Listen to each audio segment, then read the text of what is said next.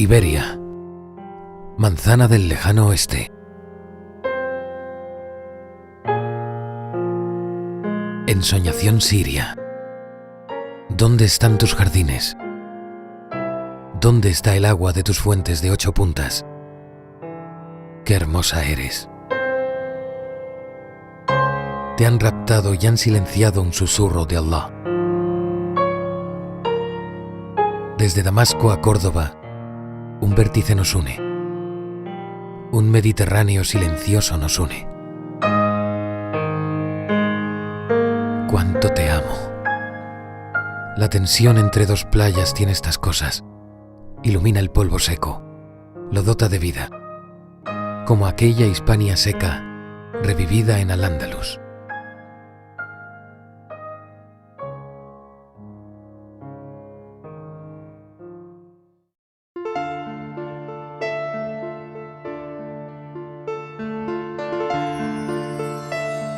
Un paso montañoso se nos presenta tras la alucinógena llanura manchega.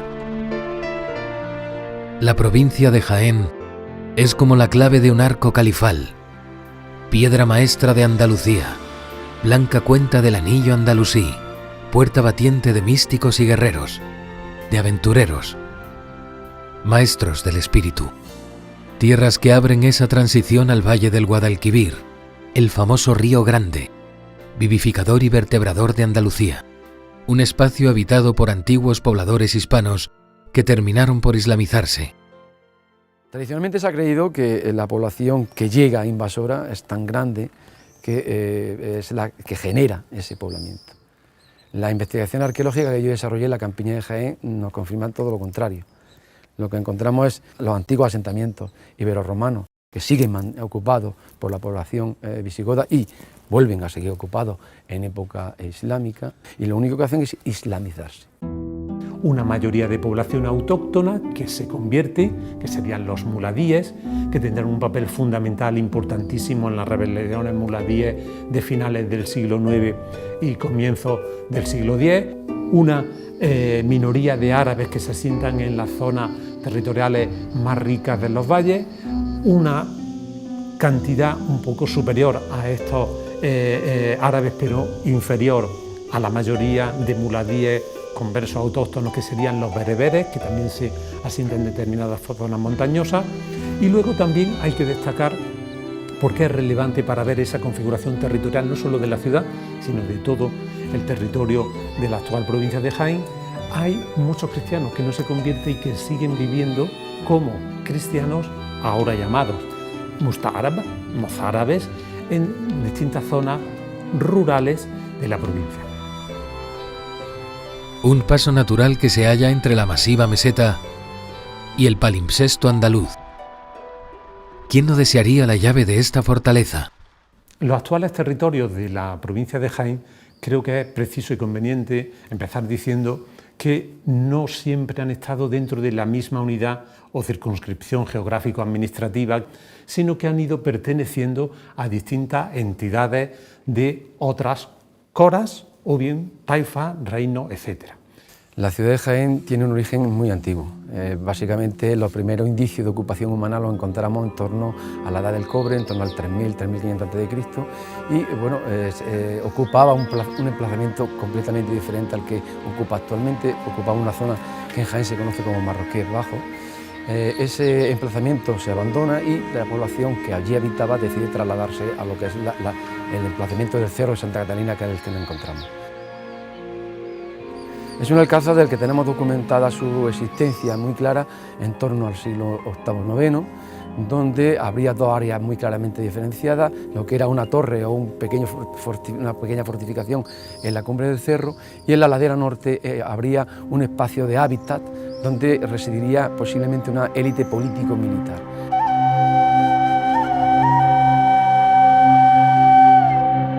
¿Por qué se llama Jaén? Pues porque en época andalusí se llamaba Jaén, y el término español Jaén viene de la palabra andalusí Jaén. El historiador y geógrafo Ahmad al-Razi indicaba que la cora de Jaén limitaba al sur con la cora de Elvira, al oeste con Córdoba y al este con la cora de Tutmir. Jaén es una bella ciudad con un fértil territorio y donde los productos son baratos, en especial la carne y la miel. Y en su jurisdicción se cuentan más de 3.000 alquerías donde se crían gusanos de seda.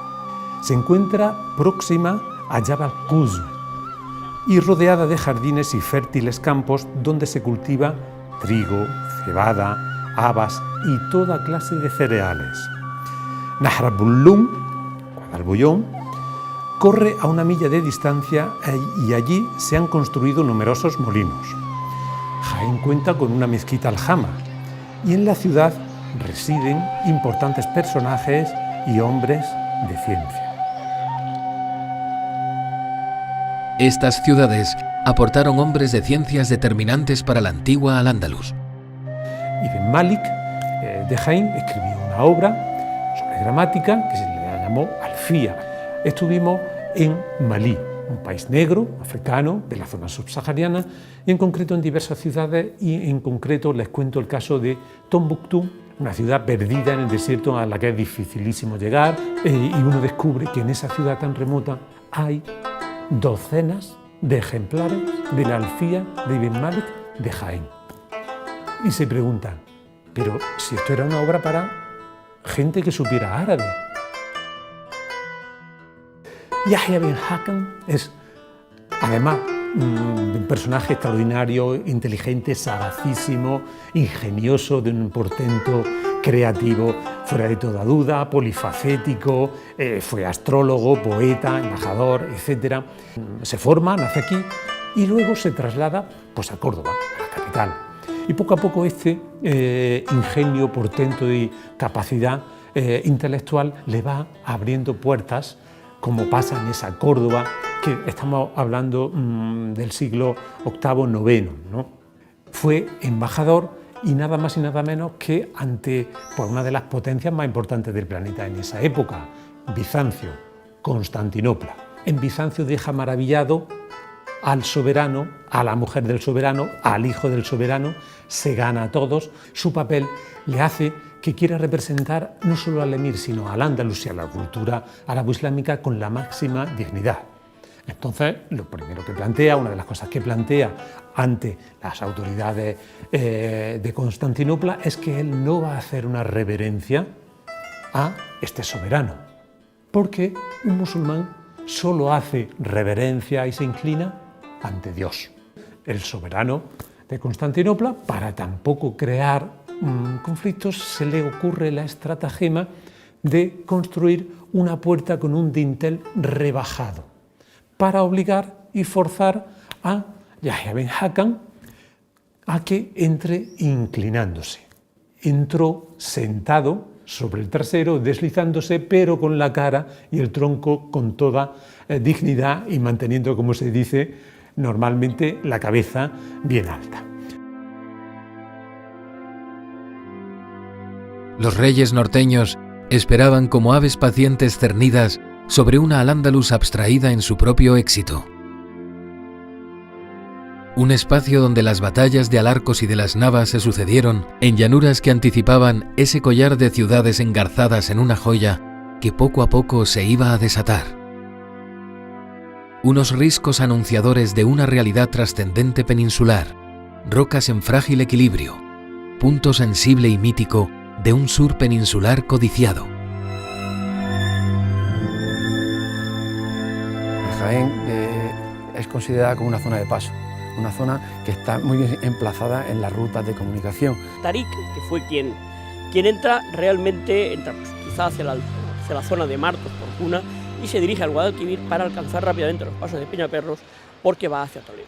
Pero una ciudad muy pequeña, una ciudad que prácticamente tendría en torno a unas 12 hectáreas aproximadamente y ocupa lo que actualmente conocemos como el barrio de la Magdalena y el barrio de San Juan.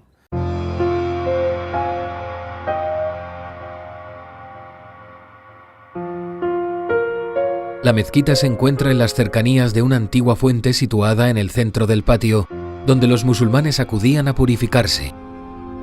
La purificación es el paso previo para presentarse ante Allah, dispuestos ante la presencia divina. La fuente de abluciones enfatiza el valor primordial que se da a la ablución en un patio andalusí porticado, de arcos sobre fustes romanos, con una hermosa alberca en su centro geométrico. Fueron los sirios de Bali, procedentes de las cercanías de Alepo a comienzos del siglo II de la Égira, los que fundaron este antiguo oratorio, un oratorio que no tardaría en convertirse en la mezquita mayor. Las tribus sirias estaban destinadas a combatir a las tribus Imazigh en los primeros tiempos de aquella Al-Ándalus incipiente, de dudosa afiliación omeya. Sirios que trajeron y transmitieron la fuerza del califato islámico y parte de la antigua Bizancio. ¿Sintieron nostalgia de sus vergeles en estos jardines imaginados? En su armonioso patio de abluciones, tras la composición de sus arcos y agua, hallamos el cerro del castillo de Santa Catalina, elevándose sobre la ciudad. En sus muros y su perfecto alminar, percibimos esa robustez propia de las construcciones sirias, romanas en su esencia. Hallamos así toda una concepción en pos del buen gusto y la disposición equilibrada de sus espacios para la meditación, embellecida por el agua de la alberca, presentada por arcos que parecen contenerla, acompañando al elemento primordial y sustentador de toda vida.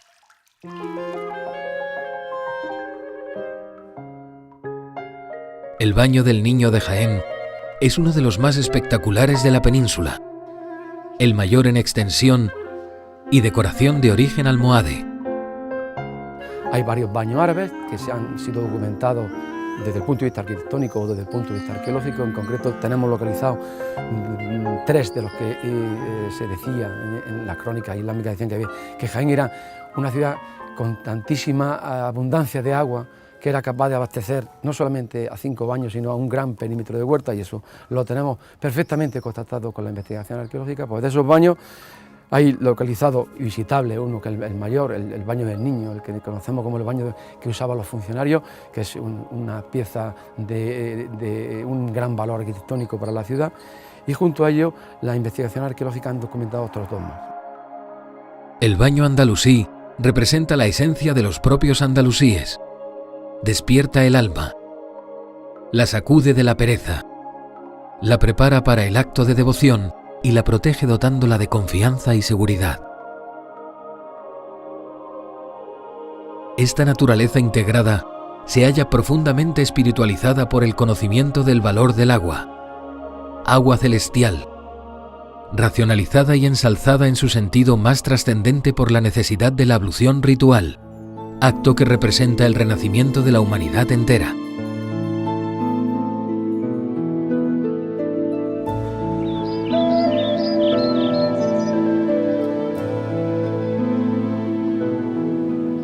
Al fondo, las montañas de Sierra Nevada, mientras Alcalá nos anuncia ese Al-Ándalus nazarí incipiente. Un Alcalá que controlaría desde el Valle del Genil al Guadalquivir. Este castillo, en la encrucijada, es la clave sobre un vasto terreno que ya anticipaba Granada. Un castillo y una alcazaba para guardar Jerez, Granada o Córdoba. Grandes urbes andalusíes situadas en torno a este asentamiento. En este hábitat ancestral sentimos la fuerza de los tiempos, un espacio humanizado en una frontera natural. Creo que no debemos confundir religión con cultura. Pero en Al-Ándalus se forma una cultura, evidentemente, con un tronco venido de Oriente y formando la base de esa cultura árabo-islámica andalusí, pero donde también caben elementos culturales que aporten comunidades religiosas, básicamente religiosas, que incorporan a esa cultura andalusí ciertos elementos, ¿no? Eso hace que sean judíos, no como cualquier otro judío del resto de Europa o del mundo, que sean cristianos no como otros cristianos del resto de Europa o del mundo, sino que sean cristianos andalusíes con una cultura andalusí. El modus vivendi de un campesino cristiano diferiría en eso, en qué tipo de actividad agrícola desarrollaba o en qué tipo de actividad industrial o comercial desarrollaba, nada más. Un poderoso alcázar de origen islámico de dobles arcos de herradura y entradas en recodo en una frontera creada para sondearse, asimilar las diferencias y rechazar las doctrinas de los adversarios. La estructura del alcázar es triangular. En sus vértices se ubican 3 torres unidas por lienzos y una gran torre de tradición califal. La llamada Torre de la Cárcel es una de las torres defensivas más hermosas de Andalucía. Torres implantadas especialmente por la arquitectura militar del califato almohade. ¿Alguien imaginaba una cárcel más majestuosa tras las saeteras orientadas hacia la Sierra Nevada? Su perfecta cúpula octogonal ilumina con un haz de luz el vacío. Una luz que vincula el espíritu con la realidad externa. Un óculo que se nos presenta como el único lugar posible por donde elevarnos hacia los cielos. En esta inmensa frontera hallamos la ciudad conocida como de los manantiales o de Al-Kabdak, en lo que hoy es Alcaudete, integrada en la antigua Medina Elvira, en Granada. Se trataba de una fortaleza de origen andalusí, una más en una zona intermedia de aspirantes al dominio de rutas y caminos, de inmensas tierras en un mundo de posibilidades y usurpaciones. La sociedad de la época es una sociedad básicamente agrícola, es decir, frente a un cultivo quizá de cereal, quizá de productos de almacenaje, cereal, vid, en fin, la famosa tríada mediterránea, que no es más que producción capaz de almacenarse y de guardarse por parte de los grandes propietarios, se pasa a una producción de huerta que debe venderse en el mercado y que es para consumo de temporada, digamos. Entonces parece haber una profunda transformación muy rápidamente. Jaén era muy rica en moras, en olivo, y también tenía una enorme extensión de huerta que, sin lugar a dudas, serviría como moneda de cambio y moneda comercial todos estos productos con el resto de las coras. Está muy bien documentada la producción de seda en nuestra cora, pero también la producción de aceite o otros productos hortícolas o incluso cereales de gran tradición en la campiña de Jaén. Eso implica un mercado. Automáticamente, no quiere decir un mercado de tipo capitalista y demás, pero sí un mercado donde pues, los que producen llevan ahí sus productos y los distribuyen a cambio pues, de monedas o de intercambios de cualquier forma, pero exige un mercado. La ciudad implica mercado automáticamente. No es posible una ciudad sin mercado.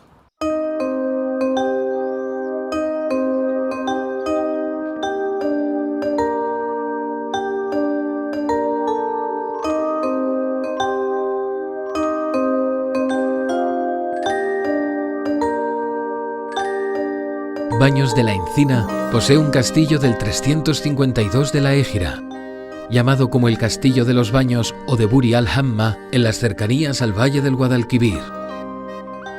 Fue el califa Al-Hakem II quien mandó erigirlo, el gran mecenas en la cúspide de ese Al-Ándalus imitado una y otra vez, fundador de más de 27 escuelas públicas dedicadas a los más pobres y a los huérfanos. Al-Hakem fue el mismo que decretó la enseñanza obligatoria para los niños y aglutinó la biblioteca más importante del mundo. En este castillo, como en otros, se creó toda una red de acantonamiento de magrebíes hasta San Esteban del Gormaz, en Soria, donde realizarían incursiones por todo el norte peninsular que tanto iba a castigar Al-Mansur el-Amirí. Este castillo, símbolo del poder en Andalucía, pasó a manos de unos y otros. Un castillo que solo 3 días después de la estrepitosa derrota de las Navas iba a permanecer en manos almohades.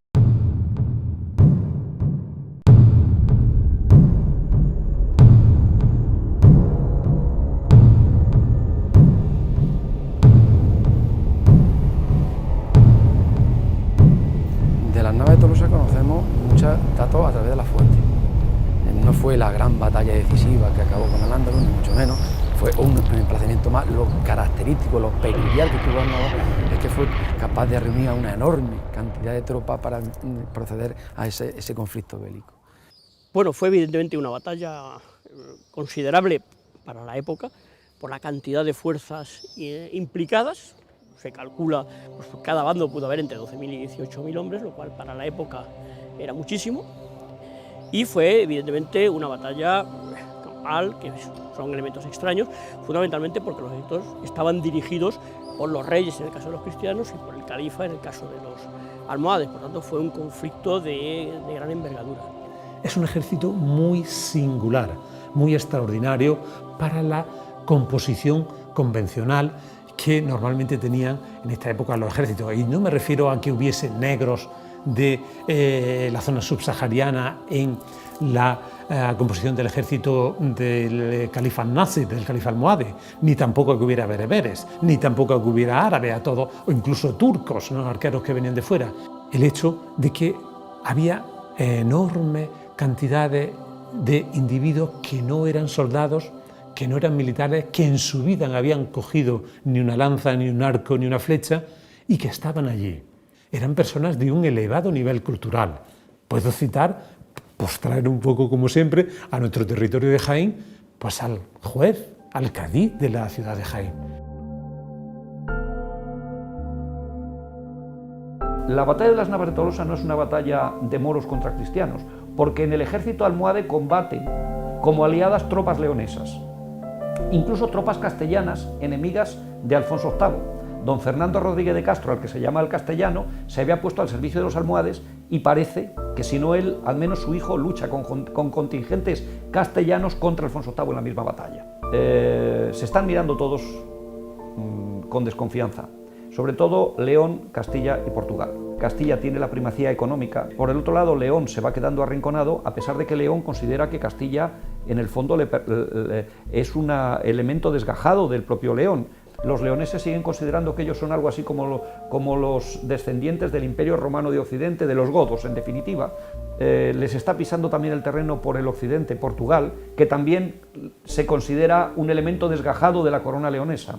Y además, los almohades tenían un problema político interno muy fuerte, que derivaba de la degradación, digámoslo así, de la teoría primitiva almohade del Mahdi de Ibn Tumart, que los distintos califas van recortando y que en definitiva se traduce en un problema de poder. El califa almohade como detentador del poder frente a los grandes shuyukh, es decir, los shaykh de cada una de las tribus bereberes que habían apoyado a la dinastía y que querían también jugar un papel como lo habían jugado en la época de Ibn Tumart. Entendemos que para mí lo que supuso la Nava fue el inicio de la conquista de Andalucía, el hecho de que los cristianos ya pudieran poner control en Sierra Morena y empezar la expansión a conquistar las grandes ciudades de la Baja Andalucía. Pero el poder musulmán siguió en Granada, con el reino nazarí de Granada, durante muchísimo tiempo más.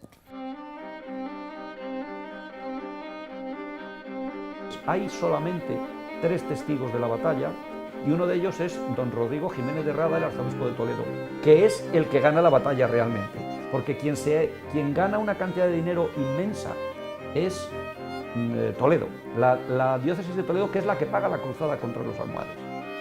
Hace una versión de la batalla destinada a demostrar la importancia de la aportación castellana, lo mal que se habían comportado los cruzados extranjeros, es decir, se dan varias cosas. Una, que los leoneses no participan en la batalla y atacan a Castilla por el norte en el momento de la batalla porque son aliados de los almohades. 2, que en el ejército almohade hay también tropas cristianas. 3, que la propaganda que nos ha llegado a la batalla es una propaganda que emana fundamentalmente de autores cristianos, que tienen muchísimo interés en demostrar la importancia de la aportación castellana frente a todas las demás aportaciones. Posiblemente el impacto mediático fue mayor que el efecto real.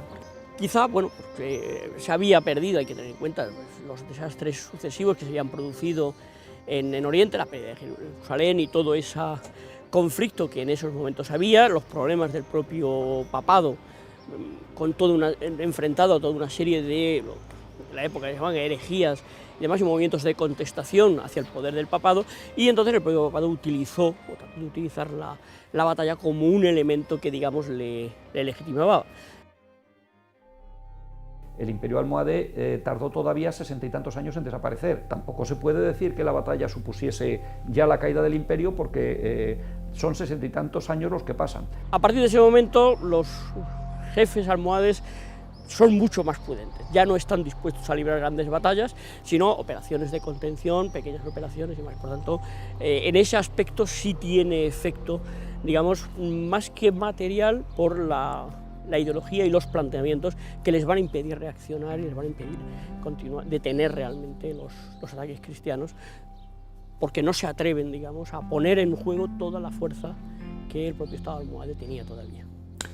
En la historia de la provincia, los territorios de la actual provincia de Jaén, ha habido momentos muy importantes, muy interesantes, de una gran relevancia, cuando se produce una formación de un Estado independiente.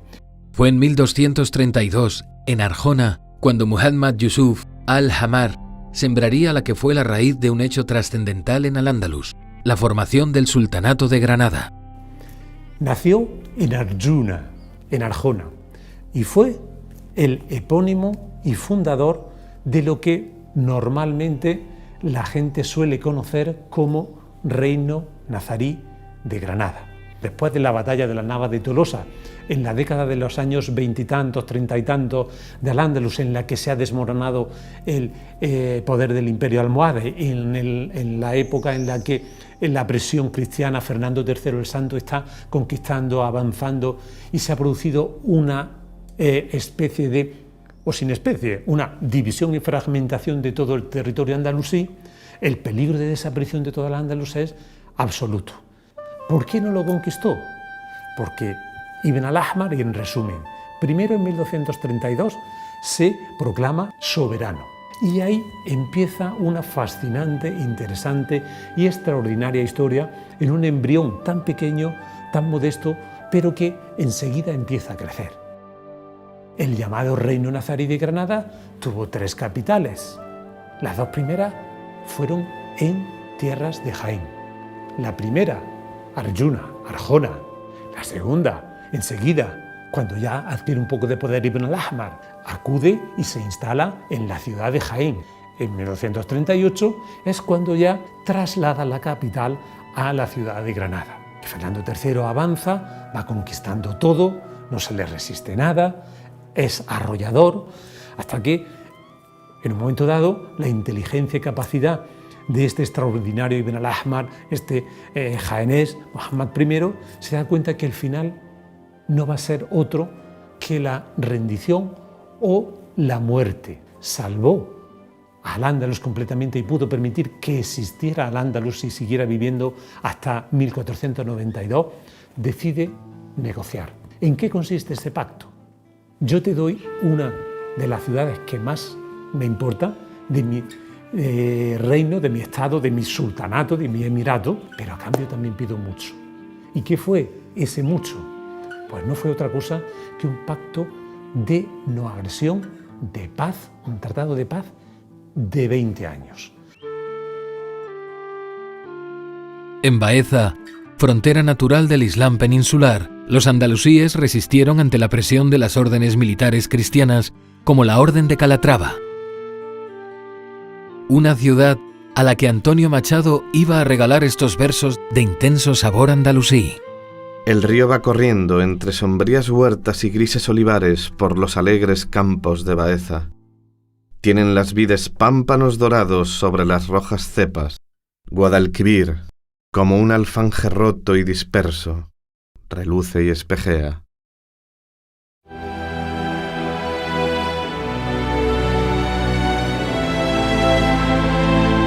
Se dice que el Guadalquivir nace en la Sierra de Cazorla.